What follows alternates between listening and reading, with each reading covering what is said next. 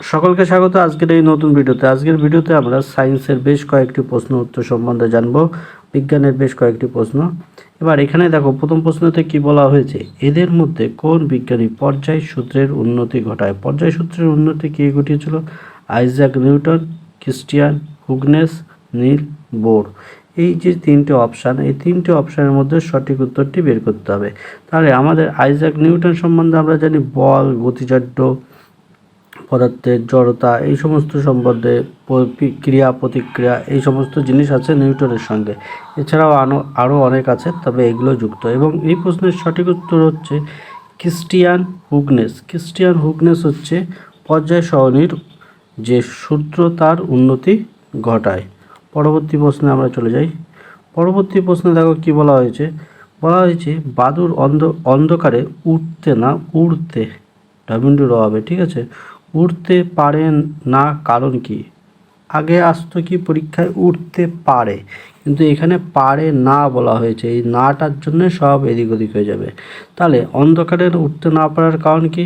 অন্ধকারে এরা ভালো দেখতে পায়, অন্ধকারে এদের ওড়ার পথে বাধা, আলো এদের পথে ওড়ার বাধা সৃষ্টি করে, আল্ট্রাসনিক তরঙ্গের উন্নতি। আমরা বারবার পড়েছি যে বাদুড় অন্ধকারে উঠতে সহায়তা করে আল্ট্রাসনিক তরঙ্গ, এবার উঠতে সহায়তা করে।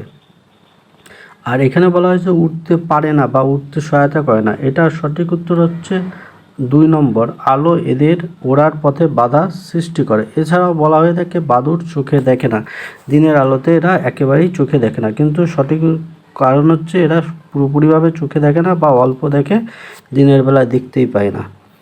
এবার পরবর্তীতে দেখো, আর আল্ট্রাসনিক সাউন্ডের মাধ্যমে এরা চলাচল করে। কোন বলের দ্বারা একটি স্প্রিং পুনরায় স্বাভাবিক দৈর্ঘ্যে ফিরে আসে? অর্থাৎ একটা গার্ডার বা স্প্রিং বা একটা চেনকে, বা আমাদের কলমের যে রিপিলের যে টিপটাপ পেনের যে আসে, সেটাকে, যে স্প্রিং আছে সেটাকে আবার এক জায়গায় ফিরে আসে কী কারণে? বা গার্ডারকে টানলাম, বড় হলো, আবার সে পুনরায় সেই জায়গায় ফিরে আসে কী কারণে? সেটির কারণ যদি আমরা বলি স্প্রিং বল, অভিকর্ষ বল বা স্থিতিশক্তি, এই তিনটের মধ্যে সঠিক উত্তর হচ্ছে স্থিতি শক্তি। অর্থাৎ স্থির পদার্থ সবসময় চায় নিজের অবস্থায় স্থির থাকতে। যখনই আমরা গাডারটাকে বড় করছি, বড় করে আবার যখন ছেড়ে দেবো, সে আবার নিজের সেই পুরনো জায়গায় ফিরে আসার চেষ্টা করবে, ঠিক আছে? এটাই হচ্ছে স্থিতি শক্তি।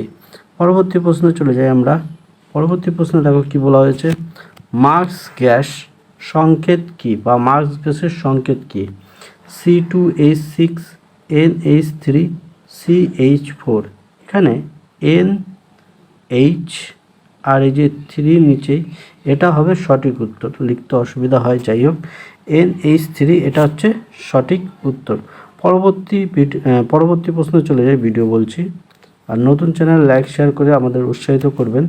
পরবর্তী প্রশ্নে দেখো বলা হয়েছে খাওয়ার জলের অধিক পরিমাণে কোনটি উপস্থিতির জন্য ব্লু বেবি, ঠিক আছে, ব্লু বেবি না বেবি, ব্লু বেবি রোগ হয়। এবার এই ব্লু বেবি রোগের জন্য কোনটি কারণ? Carbonate, sulphate, phosphate. এই প্রশ্নের সঠিক উত্তর হচ্ছে ফসফেট। ব্লু বেবি রোগের জন্য সাধারণত দায়ী হচ্ছে ফসফেট, ঠিক আছে। পরবর্তী প্রশ্নে চলে যাই। পরবর্তী প্রশ্নে বলা হয়েছে গ্যালিলিও কত সালে প্রথম টেলিস্কোপ আবিষ্কার করে? 1770, 1690 এবং 1698। এই প্রশ্নের সঠিক উত্তর হচ্ছে 1690 সালে। 1690 সালে গ্যালিলি প্রথম দূরবীন আবিষ্কার করেন। পরবর্তী প্রশ্নে দেখি।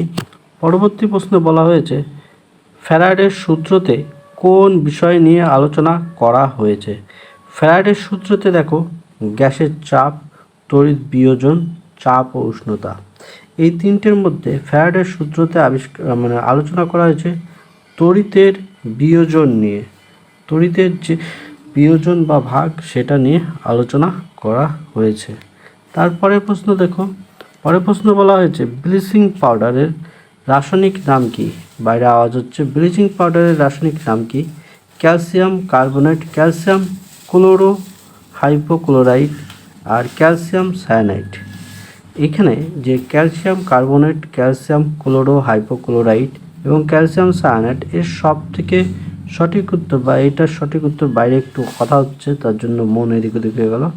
ক্যালসিয়াম ক্লোরো হাইপোক্লোরাইড, সঠিক উত্তর হচ্ছে ক্যালসিয়াম ক্লোরো হাইপোক্লোরাইড। পরবর্তী প্রশ্নে আমরা চলে যাই। পরবর্তী প্রশ্নে কি বলা হয়েছে দেখো,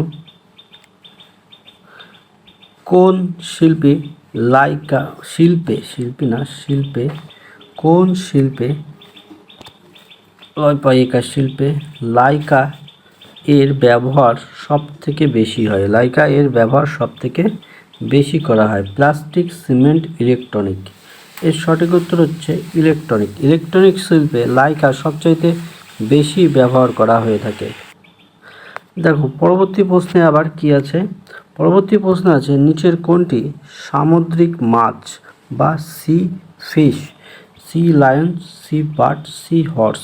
এবার দেখো লায়ন্স মানে সাধারণত সিংহ বলা হয়, সি মানে সমুদ্র আমরা সবাই জানি, সি বার্ড মানে সাধারণত সমুদ্রের পাখিগুলোকে বলা হয়ে থাকে, আর সি হর্স মানে সমুদ্রে ঘোড়া নামে এক ধরনের মাছ আছে। এটি হচ্ছে সঠিক উত্তর, অর্থাৎ সি সামুদ্রিক মাছ বলা হচ্ছে, সি হর্সকে সামুদ্রিক মাছ বলা হয়ে থাকে। তাহলে আজকের মতো এই পর্যন্ত, পরবর্তী ভিডিও আবার দেখা হবে। সঙ্গে থাকুন, সাথে থাকুন, আমাদের চ্যানেলটিকে লাইক শেয়ার সাবস্ক্রাইব করে উৎসাহিত করুন। নতুন চ্যানেল তাই অনুরোধ করা হচ্ছে লাইক সাবস্ক্রাইব করে উৎসাহিত করবার জন্য।